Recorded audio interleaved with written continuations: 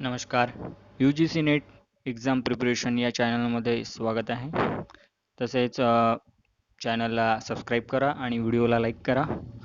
तर मित्रांनो, आजचा जो व्हिडिओ आहे तो एकदम खास. तर मित्रांनो, आज एक उदाहरण घेतलं आहे, म्हणजे अर्थशास्त्राचा अभ्यास नेमका कसा करावा. स्पर्धा परीक्षेसाठी जो आपण अभ्यास करत असतो तो आपण सरळ सरळ पुस्तक घेतो आणि वाचायला सुरुवात करतो एका टोकापासून दुसऱ्या पण वास्तविकता पाहता जर आपण स्पर्धा परीक्षांचा जेव्हा आपण अभ्यास करतो तर त्यामध्ये अर्थशास्त्र विषय जो झाला मुख्यतः, तर त्याचा अभ्यास करताना त्या संबंधित आपण कशा प्रकारे त्याचं नियोजन करायला पाहिजे. त्या संबंधित एक उदाहरण म्हणून मी एक राज्यसेवेची परीक्षेचा घेतला आहे आणि त्या आधारावर एक व्हिडिओ बनवला आहे त्या कन्सेप्टवर. तर त्यामध्ये मुख्यतः मी 5 पॉईंट घेतले आहेत. तर सर्वात पहिला पॉईंट जो येतो तो MPSC राज्यसेवा इकॉनॉमिक्सचा सिलॅबस. त्यानंतर दुसरा जो मुद्दा येतो की इकॉनॉमिक्सचे प्रश्न कसे येतात किंवा सध्या त्यांचा काय ट्रेंड चालू आहे आणि कुठल्या टॉपिकवर येतात. तर दुसरा मुद्दा तो आहे. आणि तिसरा, अर्थशास्त्राचे हायलाइटेड टॉपिक ज्यावर स्पर्धा परीक्षा किंवा परीक्षा आयोग पुन्हा पुन्हा प्रश्न विचारत असते. तिसरा मुद्दा हा येतो.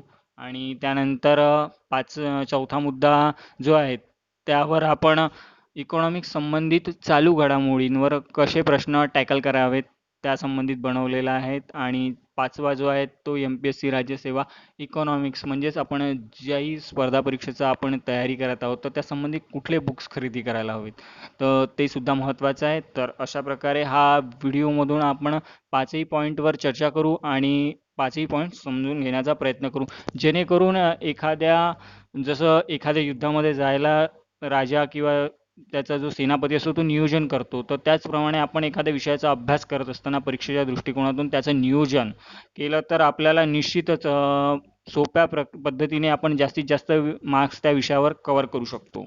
ठीक आहे, सुरू करू व्हिडिओ.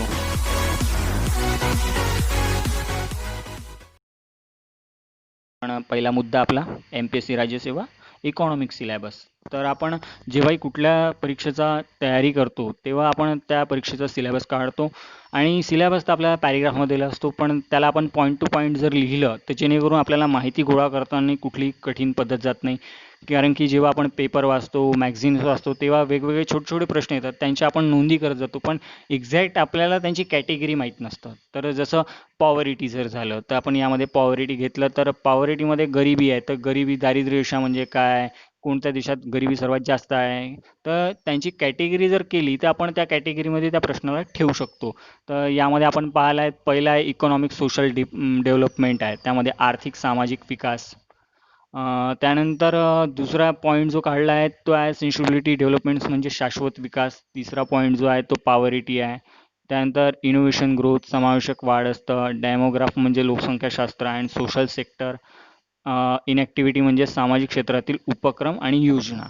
तर अशा प्रकारे जर तुम्ही सिलॅबसची जी कॅटेगरी तयार केली तर जेणेकरून तुम्हाला प्रश्नांचं वर्गीकरण करायला खूप सोपं जातं. एकदाचं जर प्रश्नाचं वर्गीकरण करायला जर जमलं तर म्हणजे नोट्स तुमच्या लवकरात लवकर तयार होतात आणि त्यांचा एक क्रम जुळून येतो, जेणेकरून तुम्हाला अभ्यास करताना कुठलाही ताण जात नाही. तर माहिती गोळा करताना नोंद घेत असताना आपण जर अशा प्रकारे वर्गीकरण केलं तर अभ्यास करणं फार सोपं जातं. जसं की आता आपण योजना पाहिल्या आहे तर त्या सोशल सेक्टर या पॉईंटमध्ये जातात. तर लोकसंख्याशास्त्रामध्ये कुठल्या प्रकारचे प्रश्न राहतात, तर जसं की भारतात लोकसंख्या सर्वात जास्त कोणत्या राज्याची आहे किंवा देशातील लोकसंख्या कोणत्या देशात सर्वात जास्त लोकसंख्या आहे, सर्वात कमी लोकसंख्या कोणत्या देशाची आहे. तर त्यानंतर कुठल्या देशातील लोकसंख्या सर्वात जास्त शिकलेली आहे किंवा सगळ्यात कमी शिक्षणाचं प्रमाण कुठल्या देशात आहे. अशा प्रकारचे जे प्रश्न असतात ज्यांची आपण रोज नोंदी घेत असतो, तर त्यांची कॅटेगरी केल्यामुळे कसं आहे तर ते आपल्याला त्या सिलॅबसमध्ये त्या पॉईंटमध्ये आपण त्या लिहू शकतो, जेणेकरून आपल्याला म्हणजे प्रश्नाचं जे स्वरूप आहे ते लवकर कळून येतं आणि उत्तराचं म्हणजे उत्तर शोधण्यासाठी पण आपल्याला सहज सुलभता होतं. अभ्यास करताना आपला दुसरा मुद्दा इकॉनॉमिक्सचे प्रश्न कसे येतात आणि सध्या त्यांचा काय ट्रेंड आहे. तर आपण स्पर्धा परीक्षेचा अभ्यास करतो तर सध्या प्रश्नपत्रिका पाहतो आणि त्या आधारावर आपण अभ्यास करत असतो. पण वास्तविकता अर्थशास्त्राचा अभ्यास जेव्हा आपण करतो तर तेव्हा अर्थशास्त्राचे सर्वच प्रश्न हे फक्त फॅक्ट किंवा आकडेवारी आधारित नसतात. त्यानंतर जर दुसरं पाहिलं तर आपण दुसरा मुद्दा पाहतो म्हटलं तर अर्थशास्त्राचे काही प्रश्न हे कन्सेप्टवर आधारित असतात. सुरुवातीला या कन्सेप्ट ज्या असतात अर्थशास्त्रात त्या समजायला खूप कठीण वाटत असतात.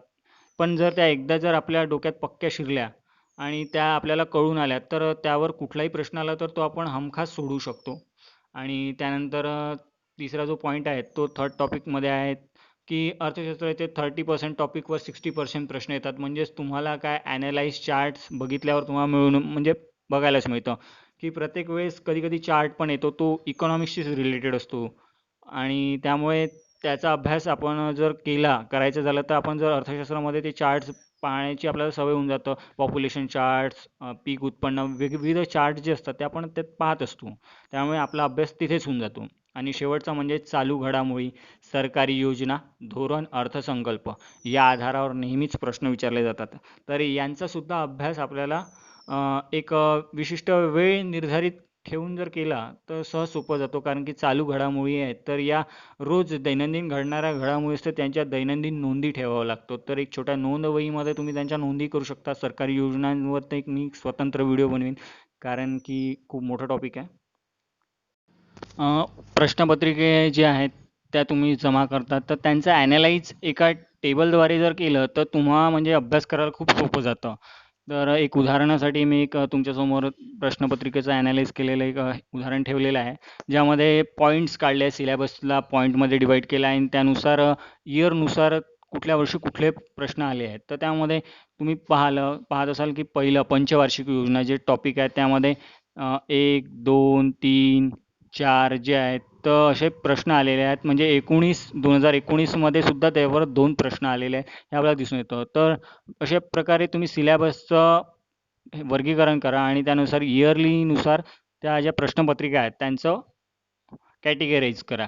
जेणेकरून तुम्हाला परीक्षेमध्ये कुठल्या टॉपिकला किती वेळ द्यायचा हे तुमचं म्हणजे पक्कं होऊन जातं. जेणेकरून तुम्हाला परीक्षेचा अभ्यास करताना कुठलाही म्हणजे तुमचा वेळ वाया जात नाही.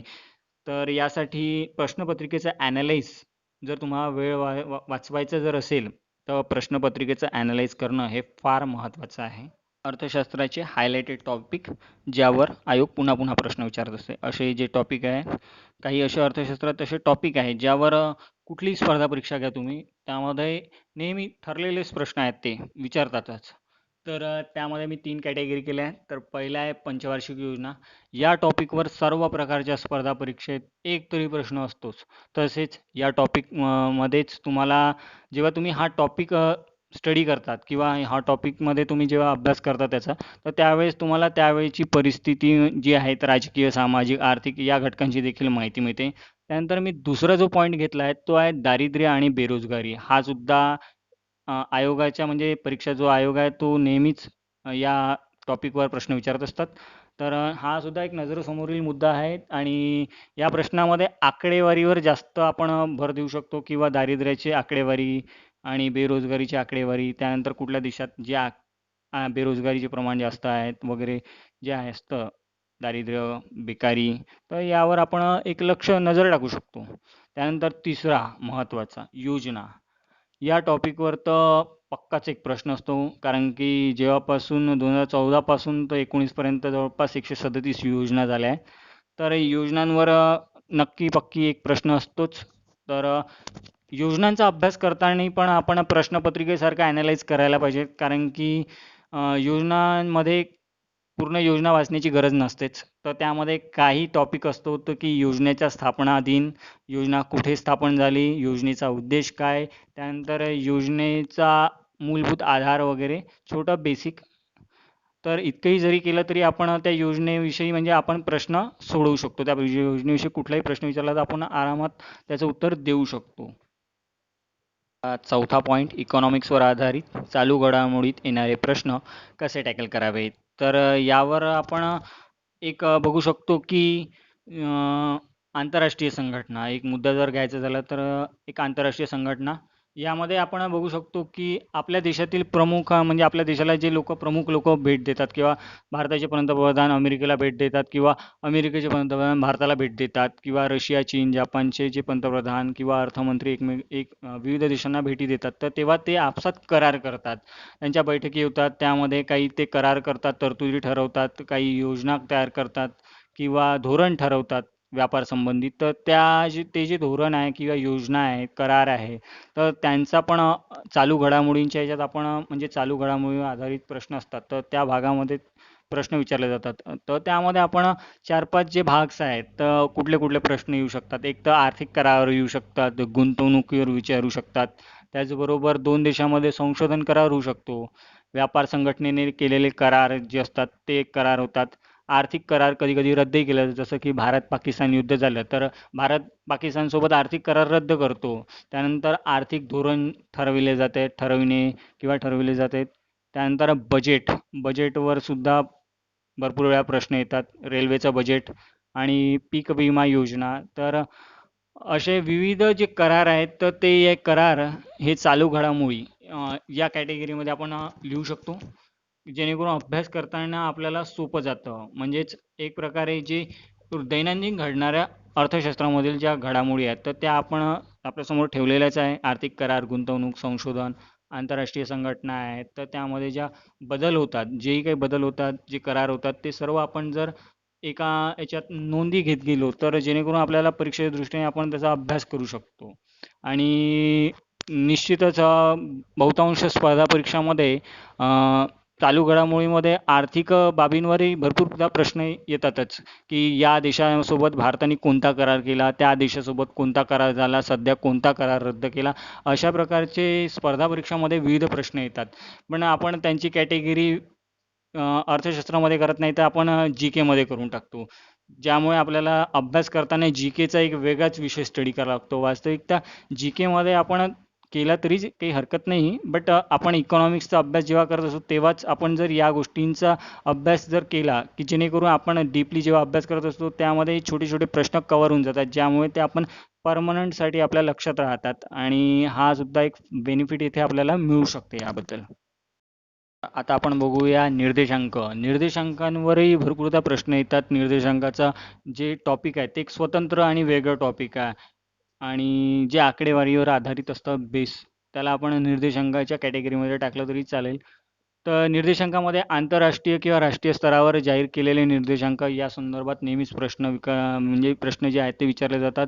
मानव विकास निर्देशांक, त्या उदाहरणासाठी मी एक हे घेतलं आहे, मानव विकास निर्देशांक घेतला आहे. तर ह्युमन डेव्हलपमेंट इंडेक्सिंग HDI, तर या संबंधातही भरपूरदा प्रश्न विचारले जातात. तर UNDPने 1990मध्ये पहिल्यांदा मानव विकास अहवाल जाहीर केला होता. तर 1990 हे जे आहेत, UNDPने पहिल्यांदा मानव विकास अहवाल केव्हा जाहीर केला, तर 1990मध्ये. अशा प्रकारे पण प्रश्न येऊ शकतो.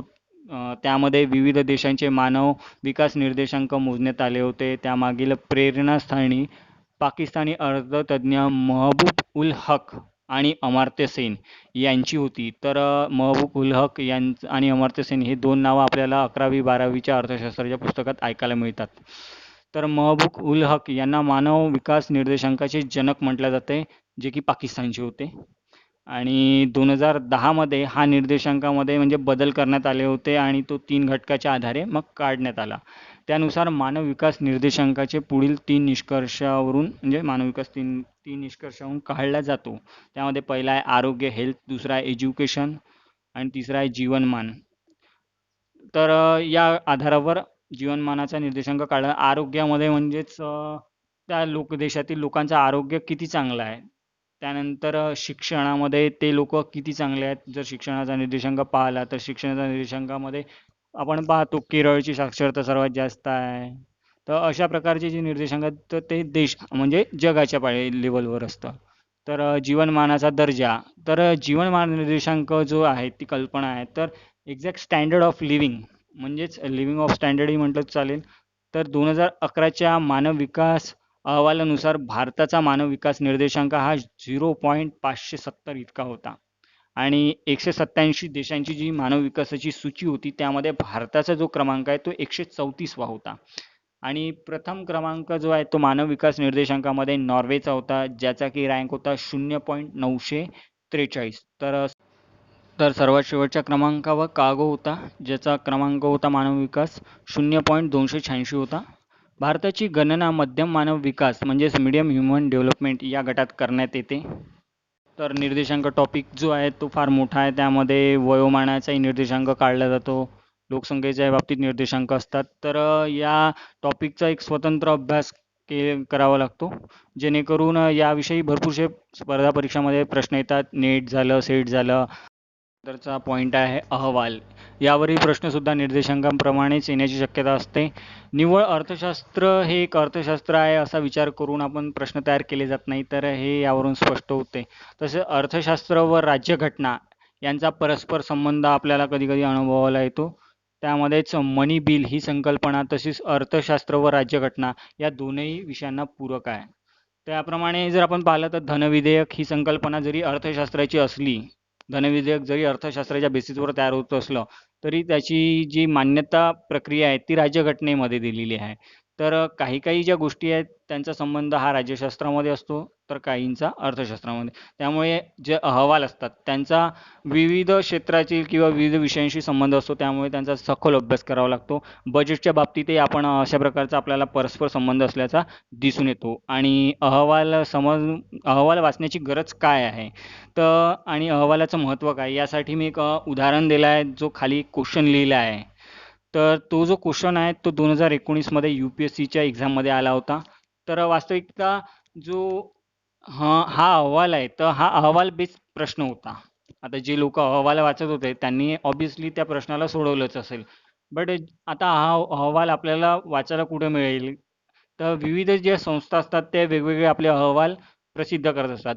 काही संस्था वर्तमानपत्रात प्रसिद्ध करतात, तर काही संस्था ज्या आहेत त्या इंटरनेटवरच आपले अहवाल प्रसिद्ध करत असतात. तर तुम्ही त्या जे संस्था आहे त्या संस्थेच्या वेबसाईटवर जाऊन अबाउट असमध्ये तुम्ही त्या अहवालाचं वाचन करू शकता, किंवा होम पेजवरही तुम्हाला एका याच्यात अबाउट म्हणजे मोर इन्फॉर्मेशनमध्ये तुम्हाला त्यांचा अहवाल सापडून जाईल. तर क्वेश्चन काय आहे आपण बघू. Which one of the following link the all ATMs in India. तर म्हणजेच बँकांसोबत सर्व ATM जोडण्याचे जे उपक्रम आहेत ते कोणी चालवला, कोणत्या संस्थेने चालवला. तर यामध्ये 4 ऑप्शन दिलेले होते. तर इंडियन बँक असोसिएशन, दुसरा होता नॅशनल सिक्युरिटी डिपॉझिट लिमिटेड, तिसरा होता national payment corporation of India, आणि चौथा आहे रिझर्व्ह बँक ऑफ इंडिया. तर तुम्हाला काय वाटतं की या प्रश्नाचं काय उत्तर असेल? तर या प्रश्नाचं उत्तर आहे सी, म्हणजेच national payment corporation of India.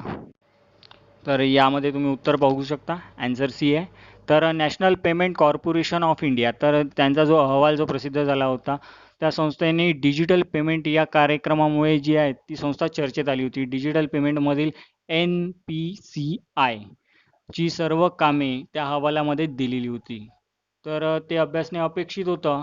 त्यातील म्हणजे जे कार्य होते 5-6 कार्य होते, त्यामधलं एक कार्य हे या प्रश्नाचं उत्तर होतं. म्हणजे त्यातील एक कार्य म्हणजेच कोणतं कार्य होतं? भारतातील सर्व ATMs एकमेकांना जोडणे. हे कशाचं कार्य होतं? NPCIचं. म्हणजे ज्या मुलांनी हा अहवाल वाचला असेल त्यांनीच त्या प्रश्नाचं उत्तर लिहिलेलं असेल. त्यामध्ये जेव्हा कुठलीही संस्था चर्चेत येते तेव्हा ते त्या संबंधित संस्थेबद्दल काही मूलभूत बाबी, जसे संस्थेची स्थापना, संस्थेचा उद्देश, कार्य, अभ्यास करणे क्रमप्राप्त ठरते. त्यासाठी आपण त्या संस्थेच्या संकेतस्थळावर पण जाऊ शकतो. अबाउट असमध्ये जाऊन आपण त्याबद्दलची अधिकृत माहिती घेऊ शकतो किंवा घ्यावी. आणि त्यासाठी 2018मधील चर्चेतील महत्त्वाच्या संस्था अभ्यासणे 19 करिता हे महत्त्वाचे आहे, लक्षात घ्यावं. म्हणजेच ज्या विविध संस्था आहेत त्यांचा कुठले दैनंदिन बदल होत आहे, तर ते आपण त्यांच्या नोंदणी करायला पाहिजे आणि त्यांच्या अहवालाचं पूर्ण वाचन करायला पाहिजे. उद्देश, स्थापना, कार्य, तर अशा कॅटेगरी करून जर आपण त्यांचं हे केलं, ॲनालाइज केलं, तर असं आपण म्हणजे पूर्ण अहवाल वाचण्यापेक्षा आपण त्या संस्थेच्या छोट्या छोट्या याच्यात वर्गीकरण केलं, स्थापना कुठे झाली, उद्देश काय, त्याचे कार्य काय, इतकंही जरी केलं तरी आपण तो प्रश्न ऑब्व्हियसली सहजरित्या सोडवू शकतो. त्यानंतर टॉपिक आहे आपलं योजनांमध्ये. जेव्हापासून 2014 पासून जे मोदी आला आहे तेव्हापासून त्यांनी जवळपास 134 योजना राबवल्या आहेत, आणि ज्यामध्ये विविध योजना आहेत. प्रधानमंत्री सुकन्या समृद्धी योजना, प्रधानमंत्री मुद्रा योजना. तर योजनांचा जेव्हा आपण अभ्यास करतो तर त्यामध्ये सुद्धा वर्गीकरण आपण नेहमीच करत असतो की योजना कोणी सुरू केली, केव्हा सुरू केली, कुठे सुरू केली, आणि योजनेचा मोटिव्ह काय, योजनेचं ब्रीदवाक्य काय. आणि भरपूरदा योजनेचं ब्रीदवाक्य काय यावर सुद्धा प्रश्न येतात. तर जर त्या योजनेचं ब्रीदवाक्य असेल तर ते सुद्धा नोंद करणं. त्यानंतर योजनाचा उद्देश आणि योजना कोणत्या राज्यासाठी जर असेल, विशिष्ट राज्यासाठी कधी-कधी योजना सुरू होतात, तर त्या राज्याचं नाव, अशा प्रकारच्या ज्या छोट्या-छोट्या योजनेसंबंधित बाबी आहेत, तर त्यांची एक कॅटेगरी करून योजनेचं वर्गीकरण करून आपण एक चार्ट तयार करू शकतो. जेणेकरून योजनांच्या याच्यावर म्हणजे असा विशेष असा पेज पलटून अभ्यास करण्याची गरज राहणार नाही. तर सरळ चार्टच्या माध्यमातून आपण सहजरित्या 25-30 योजनांचा सहजरित्या आपण अभ्यास करू शकतो फक्त एका चार्टमध्ये. तर त्या योजनांना एक व्यवस्थित जर आपण कॅटेगरीज केलं तर अभ्यास करणे सहज शक्य होतं. कधी-कधी काही प्रश्न जे इकॉनॉमिक्सच्या अप्रोचेसने विचारले जातात, त्यांचा आपण इतर घटकामध्ये समावेश केलेला आहे. चालू घडामोडीसारखे काही अजून काही घटक असतात जे इकॉनॉमिक्सच्या बेसिसवर आधारित प्रश्न असतात. त्यामुळे आपण त्यांचा इकॉनॉमिक्समध्ये अभ्यास करताना चालू घडामोडीमध्ये जरी टाकलं तरी चालेल आणि इकॉनॉमिक्सचेच पॉईंट म्हणून म्हणून त्यांचा लक्षात घेऊन आपण अभ्यास करू शकतो. तर ठीक आहे, परीक्षेची तयारी करायचं म्हणजेच पुस्तकं आलेच. तर आपण ज्या परीक्षेची तयारी करत आहे त्या संबंधित काही पुस्तकांची निवड करायची असतात. तर भरपूरशे पुस्तकं आपल्याला मार्केटमध्ये दिसतात, पण आपण रिकमेंडेड केलेले पुस्तकं जर पाहिलं तर ते आपल्याला फार उपयुक्त राहतात. तर ते विविध संस्था जे असतात, स्पर्धा परीक्षा करिअर गायडन्स मार्गदर्शन, ते संस्था त्या म्हणजे विविध पुस्तकांचा तुम्हाला एक सूची किंवा एक यादी देत असते. तर त्याद्वारे जर तुम्ही पुस्तक घेतलं तर तुम्हाला अभ्यासामध्ये म्हणजे अभ्यास करताना सुलभता निर्माण होते. तर मी सुद्धा इथे काही पुस्तकांची एक यादी ठेवली आहे जे राज्यसेवेसाठी इकॉनॉमिक्स बुक लिस्ट म्हणून ठेवलेली आहे. त्यामध्ये महाराष्ट्राचे शालेय पुस्तकं जे 11वी-12वीचे इकॉनॉमिक्सचे पुस्तक आहेत ते, त्यानंतर भारतीय अर्थव्यवस्था रंजन कोळंबे, त्यानंतर तिसरं पुस्तक जे आहे स्पर्धा परीक्षा अर्थशास्त्र किरणजी दिसले दीपस्तंभाचं प्रकाशन आहे ते. त्यानंतर छोटे छोटे पुस्तकं आहेत, महाराष्ट्राची आर्थिक पाहणीचा अहवाल असतो, त्यानंतर लोकराज्य मॅगझिन झालं, तर भारताची आर्थिक पाहणी अहवाल, त्यानंतर आर्थिक संकल्पना, हे पुस्तक विनय गोविलकर यांचं आहे. त्यानंतर अर्थशास्त्रचं जे अर्थशास्त्र एक नावाचं पुस्तक आहे जे देसाई भालेराव यांचं आहे. त्यानंतर वाणिज्य व व्यवस्था, अर्थव्यवस्थेचे घटक ते के सागर यांनी लिहिलं आहे, ते सुद्धा पुस्तकं फार छान आहे. त्यानंतर काही इंग्लिशमध्ये पण येतात, त्यामध्ये इंडियन इकॉनॉमिक बाय रमेश सिंगचं आहे एक आहे आणि त्यामध्ये दुसरं आहे इंडियन इकॉनॉमी तर प्रतियोगिता दर्पण नावाने पण येतं, ते मराठीत पण येतं. त्यानंतर इंग्लिश न्यूजपेपरमध्ये पण भरपूरसे कॉलम्स असतात. तर आजचा जो व्हिडिओ होता त्यामध्ये एक एक्झॅक्ट म्हणजे एक परीक्षा कोणती म्हणजे एक परीक्षा ठेवली आहे मी आणि त्या परीक्षेचा अभ्यास कशा प्रकारे करायचा ऑब्व्हियसली. तर त्यामध्ये त्याचं पूर्ण मार्गदर्शन केलं. त्यामध्ये मी सर्वात पहिले सांगितलं की कुठल्याही स्पर्धा परीक्षेचा अभ्यास करत असताना आपल्याला सर्वात पहिले सिलेबसची गरज पडते. त्यानंतर त्या परीक्षेमध्ये कशा प्रकारचे प्रश्न येतात, त्यांचा ट्रेंड काय सुरू आहे, म्हणजे सध्याच्या कंडिशनमध्ये कुठले प्रश्न येतात. त्यानंतर आपण बघितलं की हायलाइटेड टॉपिक म्हणजे काही टॉपिक जे असतात त्यावर हमखास प्रश्न येतात, ते टॉपिक कशा म्हणजे त्यांचा अभ्यास कशा प्रकारे करायचा. त्यानंतर निश्चितच आजचा जो व्हिडिओ बनवला तो तुम्हाला आवडलेला असेल आणि जेणेकरून तुम्हाला प्रश्नपत्रिकेचं वर्गीकरण कसं करायचं आणि परीक्षेचा अभ्यास करावा या दृष्टीने हा व्हिडिओ होता. तर धन्यवाद. व्हिडिओला लाईक करा आणि चॅनलला प्लीज सबस्क्राईब करा. धन्यवाद.